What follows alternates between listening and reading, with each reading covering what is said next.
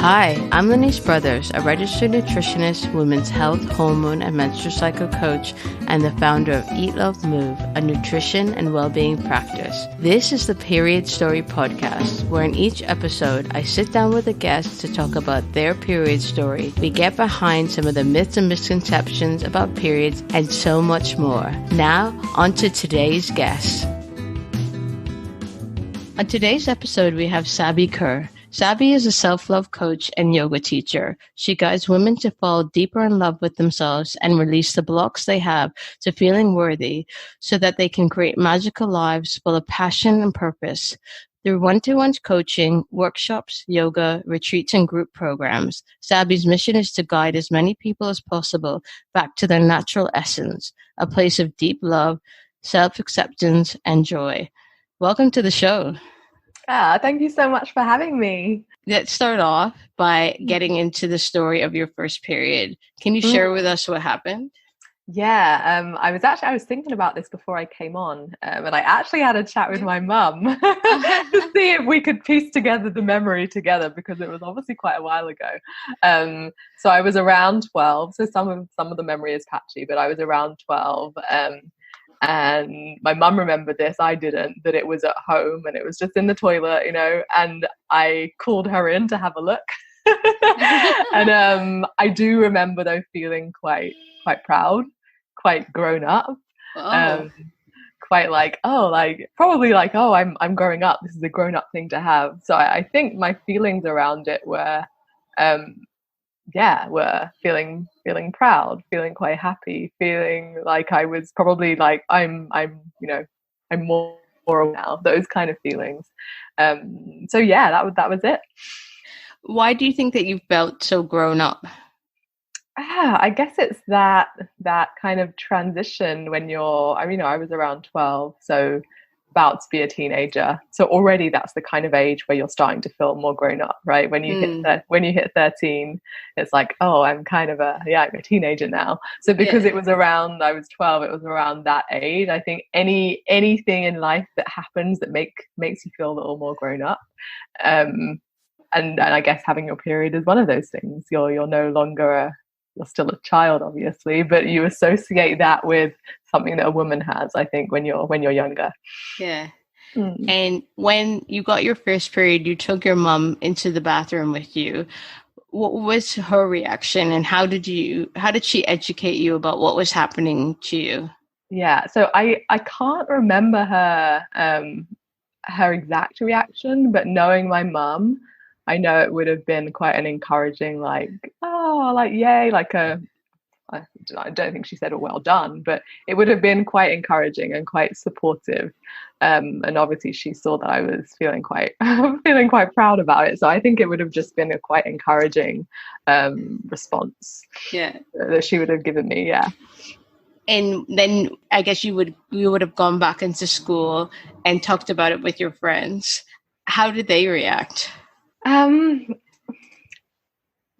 It's funny how many of some of these memories are clearer than others, and I haven't got a particular memory. I just more have a feeling, and I think the feeling that I had at that time was, this was something that I talked about with my friends. I think probably some of them had already had theirs, some of them hadn't, but I remember it being something that I spoke about quite openly with my friends. In quite a neutral way. It wasn't that it was great, it wasn't that it was bad, it was just, this is your period, So I think I remember speaking to friends about it and it being quite an accepted thing to speak about.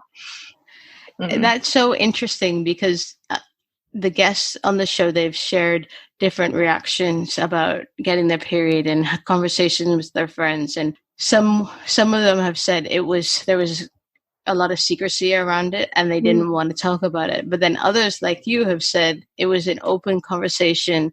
And actually one guest I spoke to a couple of weeks ago said that they all thought it made them really cool and everyone had wanted to be a part of the period gang. Yeah, that and again, these memories are quite aren't that clear, but I feel like mine was probably more something like that.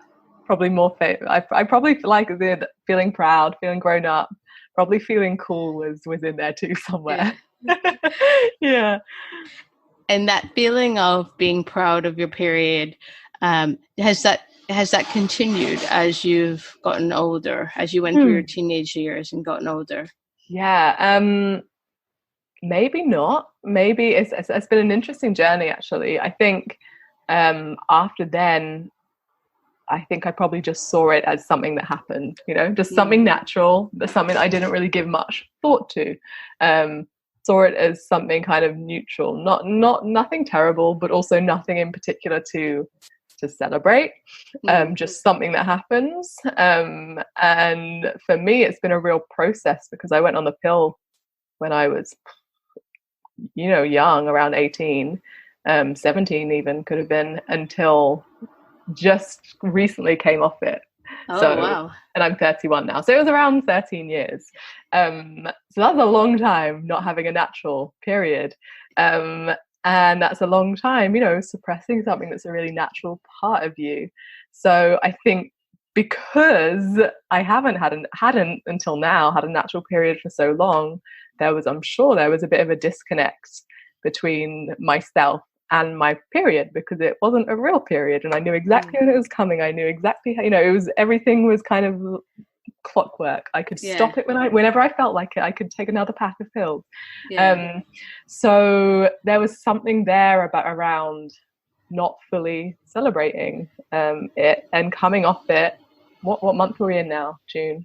So about 6 months ago, I came off it at the beginning of the year, and it's amazing, kind of really getting to know your body better and feeling like now I feel like I can actually celebrate it, and that wasn't really there before. Yeah. Wow. So there's so much I want to ask you around everything you said. So can you talk firstly about why you went on the pill when you were 17, 18? Yeah, just for contraception, just because so I didn't have any, it wasn't any of the other reasons that people go on the pill, which aren't for contraception. It was purely for contraception. And just for that feels like the easiest contraception for me. And I will say that my body was absolutely fine on the pill. I had no negative side effects, nothing bad happened, which was probably why I stayed on it for so long, because I felt absolutely fine. So that was why I started going on it. Okay. And can you talk a little bit about why you decided 6 months ago to come off of the pill? I think it had been a thought in the back of my mind for a while. I kind of thought of, do I still want to be putting this into my body? Do I still want to have my body in a unnatural state continuously? Is it really needed? And that had been something that had been going on in the back of my mind for a while. But because my body had worked so well with the pill, I'd never had any, to my knowledge, right, obvious knowledge, I'd never had any side effects. Nothing had ever gone wrong. So it was just very easy to continue to take it. And I think there was probably there was a worry of like, if I stop taking it, what might happen? Because you hear all kinds of stories, about people coming off the pill after a long time, and their bodies not liking the moment they come off. So that was probably there for me as well. But I think it just got to the point of like, now is the time. There's no reason for me to continue. Like, this is a good, and I'd also come back to London from Bali, so I felt like I was in a kind of safer place from a medical point of view if I needed to go to the doctors or anything like that. So it was kind of just like, now is the time. You had a very smooth time on the pill, and then the transition off of the pill. So can you talk a little bit about the last 6 months and how that transition has been, but also what you've started to learn about your body? So many things. So firstly, I think my transition is hasn't necessarily, I don't know, you will know more than me, actually. I only really know from my perspective and from what I've heard. But I was worried about coming off the pill because I've heard, horror stories about how hard it is for people. And actually for me, it was the smoothest transition ever. I got my, it was so much. Ever since coming off the pill, my cycle's been 27 days, 28, 29, 30, in that space straight away.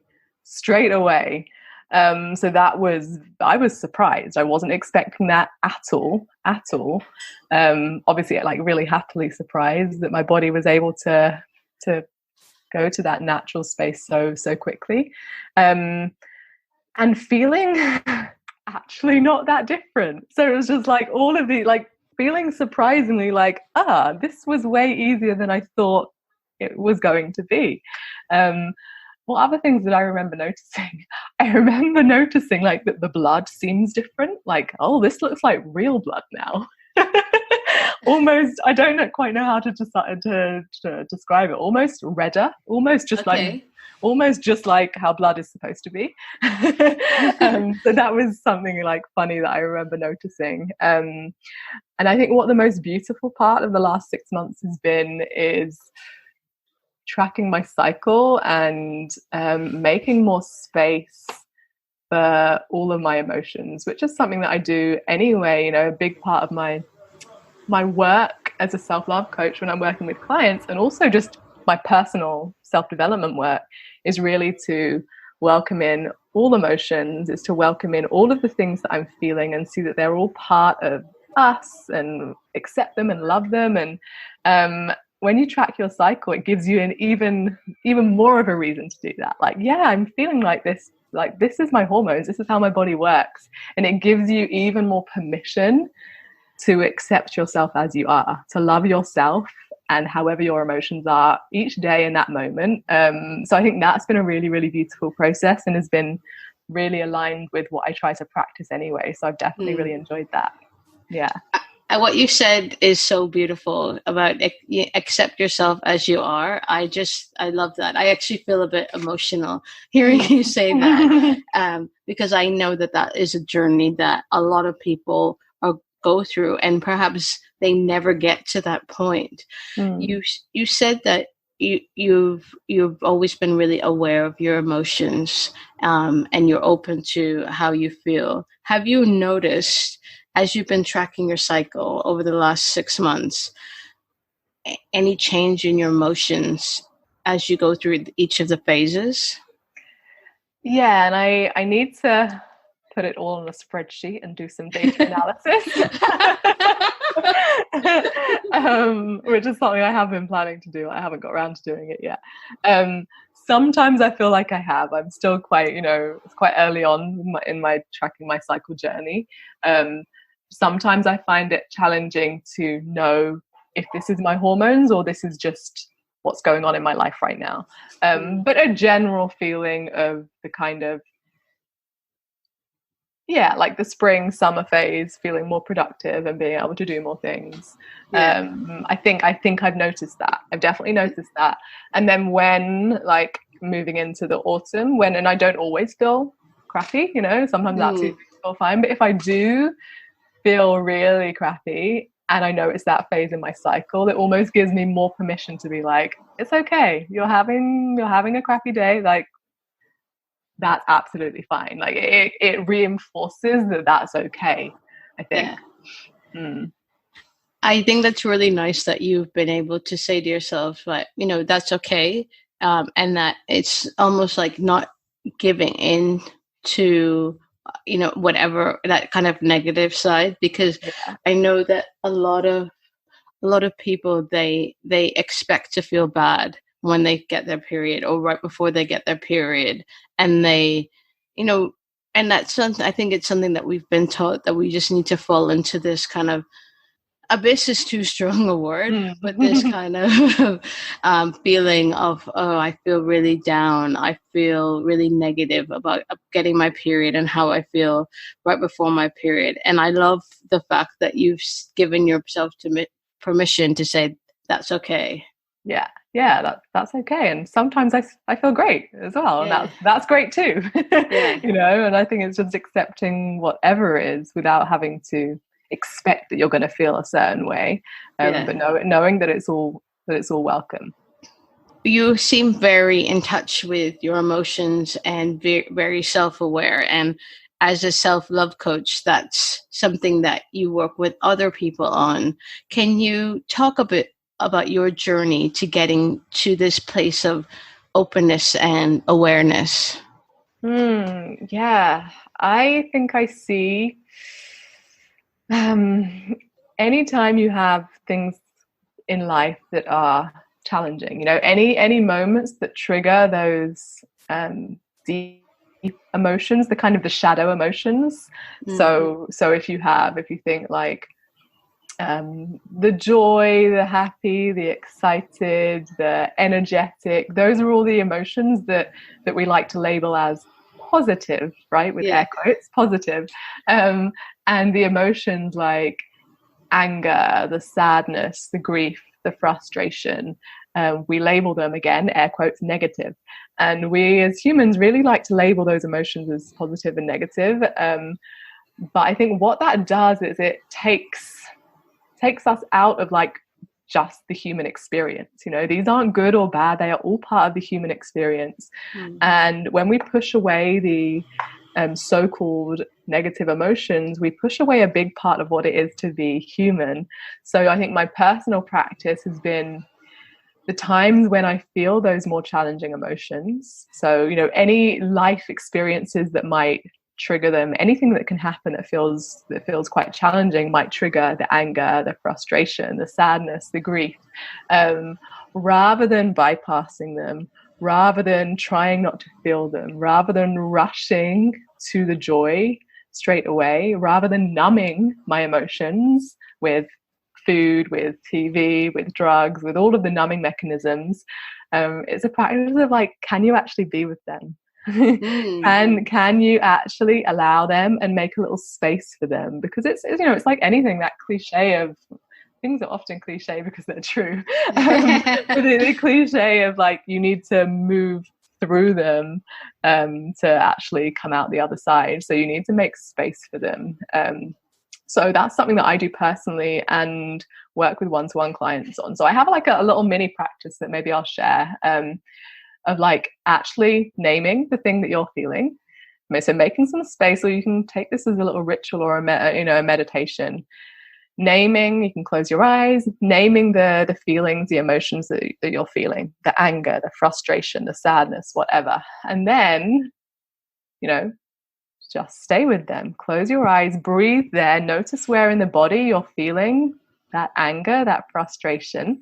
Rather than pushing it away, you can say, it's safe for me to feel angry. I'm making space for myself to feel angry right now.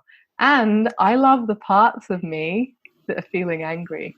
And that is like deep self-love. My self-love will never be positive vibes only. Self-love is about welcoming in every single part of ourselves, including the part that feels angry, including the part that feels jealous.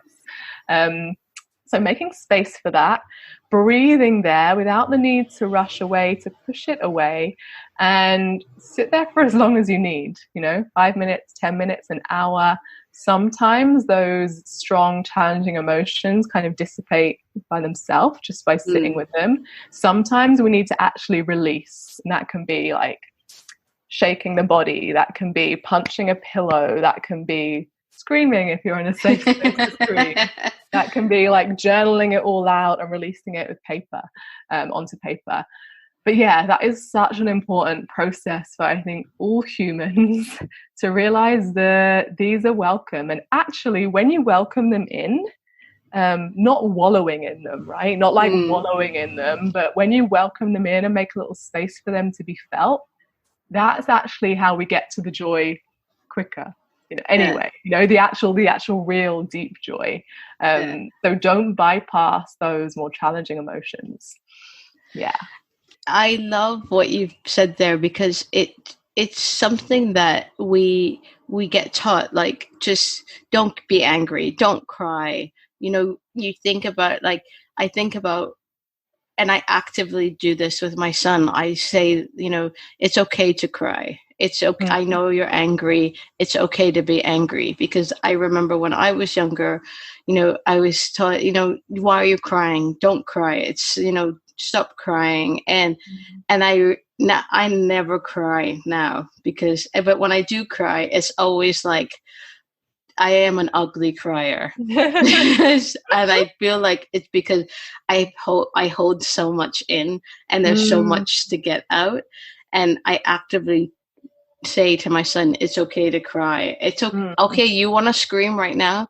You can scream for, a couple of minutes and then let it go. And then you need to stop.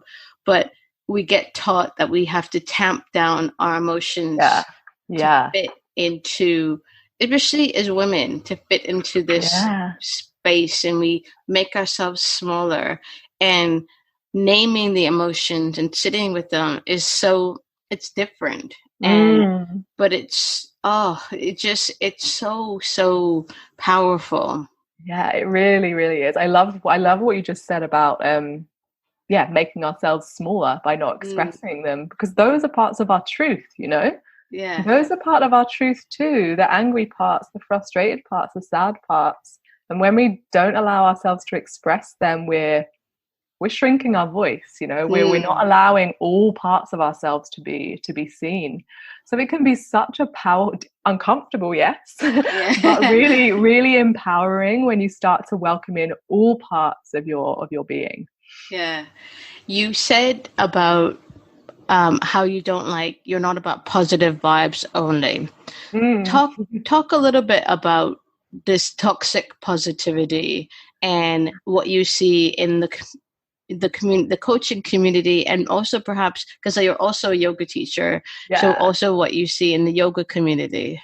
Oh my goodness, thanks for asking me this question. This is such a great question, because I'm doing a live tomorrow on the topic of spiritual bypassing, which is just this, right? Positive vibes only, like, I think the initial intention was good. It was like to make people feel better, which is always a great thing to kind of want and to aim for, right? We all want to feel better.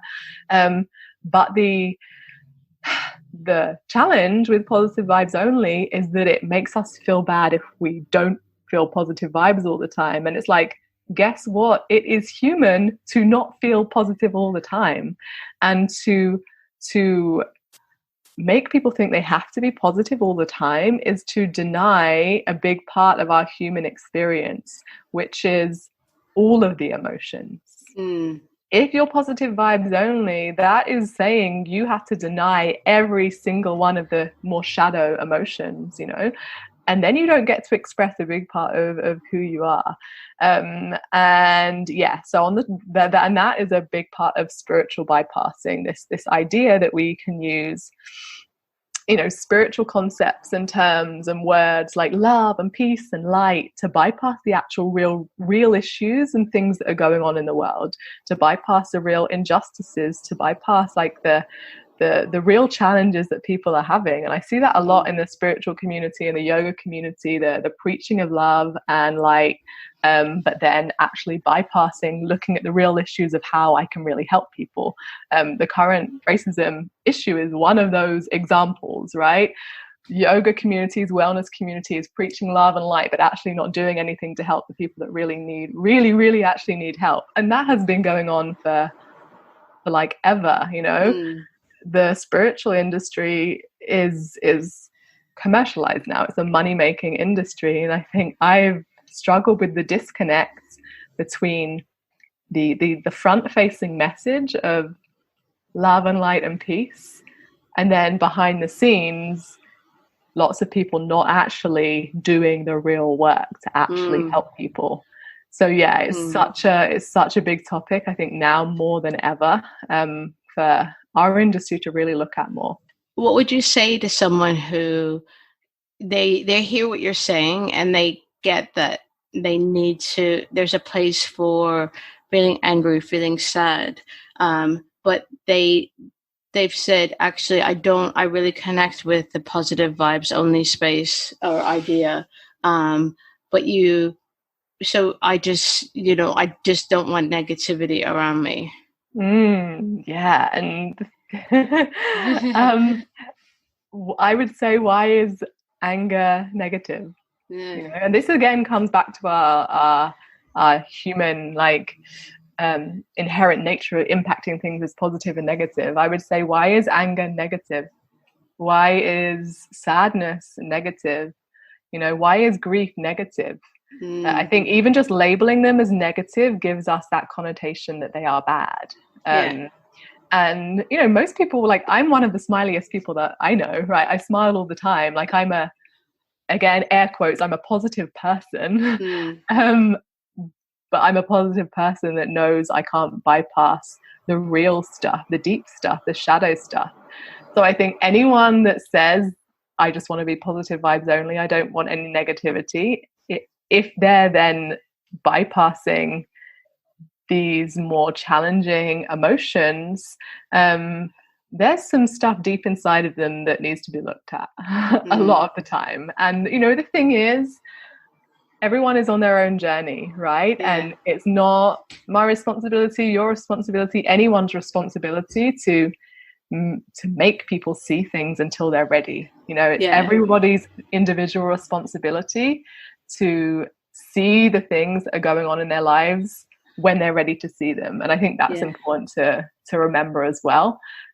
We can only do our own individual work, and most people will see the things when they're ready to see the things. And right now maybe they're bypassing because they just aren't able to hold space for themselves yet. Who knows? What do you think about the idea that right now we're going through a great awakening?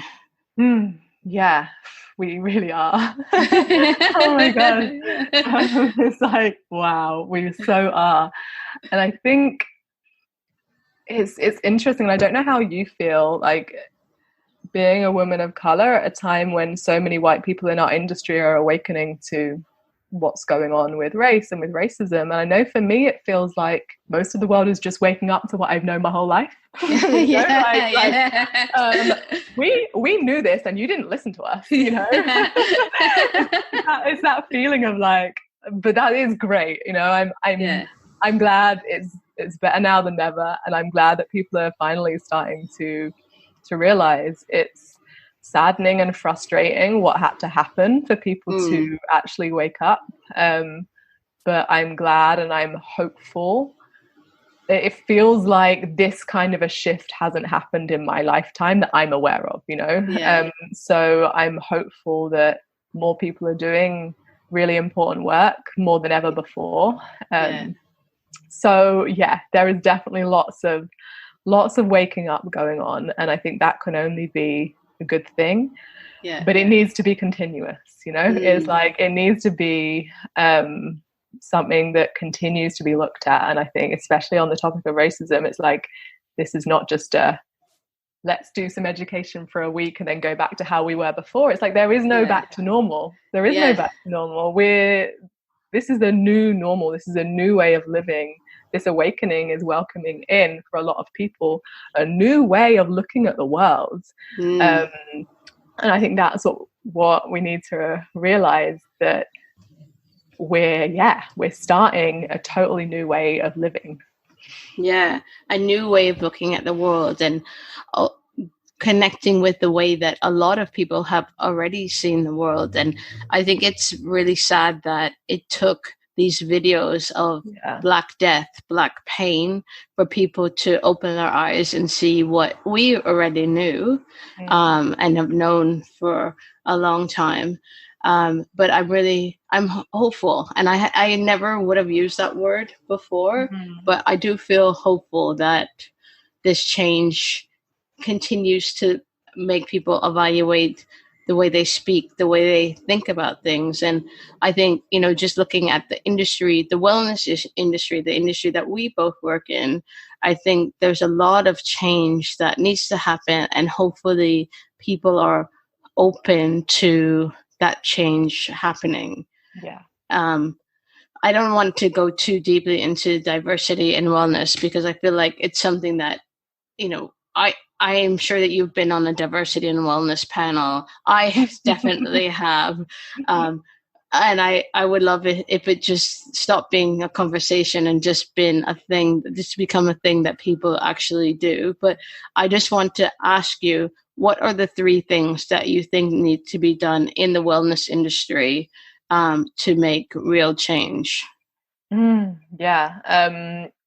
Firstly, before any of the change happens, people need to know why they're actually making the changes. And I think this is the most important thing. I know I've shared a lot of things and I've said a lot of things, and maybe what I haven't said enough is that before, like having women of color on your podcast is great. Having more people in teaching in yoga classes is great. Looking at your teacher trainings and the teachers that are on there, the people that are coming, offering them bursaries if they're, a person of color, like all these things are great. But a very, very, very big but is, first of all, this list is not exhaustive. It is not a checklist. And most importantly, you can't do all those things without actually doing the education first and understanding why you are doing these things. And obviously, that education starts with reading a book. It starts with going to a webinar, but it continues by hiring someone that is trained in diversity and wellness, that can continuously help your company do that. So it continues by you hiring and paying a person that is an expert in this area that can help you in your company. And I think that's what needs to be a continuous thing. The education and the consulting and paying of people that are experts in this area to help you to implement all of the other things that need to be done. I want to shift gears a little bit and go back to talking about the work that you do, because it's so interesting. I never actually met a self-love coach before. So talk a little bit about why you decided to go into this particular area of coaching. Yeah, so I was definitely so I did a diploma in transformational coaching, and I've done lots of other types of work beforehand, and I'm a yoga teacher as well. And as I was trying to get more specific on my niche, I was like, I know I want to work with women. I know I want to help them transform their lives. I know I want to help them feel more empowered. And as I was wanting to get more specific on my niche, I realized the links, like all of the women that I'd worked with so far, the link that connected all of them was this feeling of worthiness, and for them to have what they were truly desiring in their life, whether it was a more successful business, a more nourishing relationship, a lifestyle that they loved, more stability, and whatever it was, the thing that was often blocking them was how worthy they felt of actually having their desires, how worthy they felt of themselves as they are right now, and therefore how worthy they also felt of the things that they were calling into their lives. So that was for me the link that I saw, and lots of the time I see, it's like to have the life that we are really desiring, and that can look like the external goals of the home, the money, the job, but it can also look like the internal goals of just how you feel. And to have that life, we first need to believe that we're fully worthy of having that life. So yeah, that just feels like something I feel personally so connected to and so passionate about sharing. And I just really, really love seeing the transformations that women can make when they see and know that they are fully inherently worthy just as they are. If someone's listening to this and they hear what you're saying and they think, I realize I don't feel worthy in various areas of their lives, what would your message be to them? So first of all, it's okay. We don't have to jump from like, I hate myself to I love myself overnight, So almost like the kind of the shadow emotions I was talking about before. Can you learn to love the you right now that doesn't feel totally worthy? Can you actually accept that you and welcome in that you? And if you can work on that, that's already that's already working on your self-love. So knowing that it's okay to make tiny incremental steps in self-love, to go from like self-hate to kind of just being neutral, to go from neutral to like loving yourself a little bit, and knowing that that's okay. Like anything, any kind of mindset shift takes time, but it's finding acceptance along the way. Self-love is not a a destination and you're there and you're done. And for me, it's the same. Self-love is something that I practice every single day. Every single moment, life gives me opportunities to love myself more, especially those challenging times, especially when the shadow emotions come up. Because it's easy to love yourself when you're happy, when you're making money, when you're in a loving relationship, when everything's going well. It's really easy to love yourself then, but it's like, can you find and make space to love yourself when you're not feeling so great, when you're not positive vibes only, Can you start to find some acceptance for you there in those moments? So that's what I say. Start where you're at. You don't need to conquer self-love in a day. Start where you're at.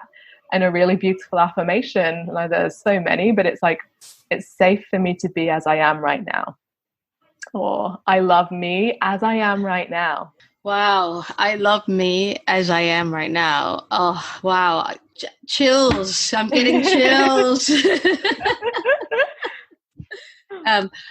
So where can listeners get in touch with you? They listen to what you've said. They want to know more. How can they find you?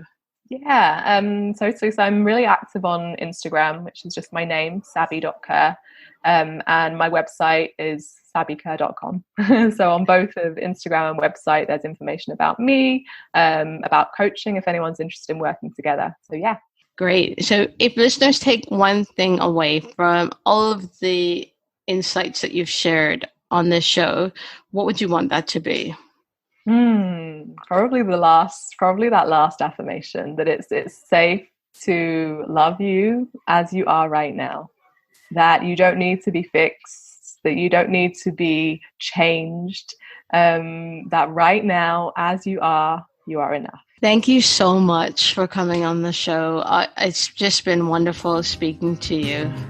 Thank you so much for having me. It's been so much fun. For more inspiring conversations, head over to periodstorypod.com, where we have so many more for you to peruse. If you want help with your menstrual or hormone health, email me on hello@eatlovemove.com to set up a free 30-minute hormone health review.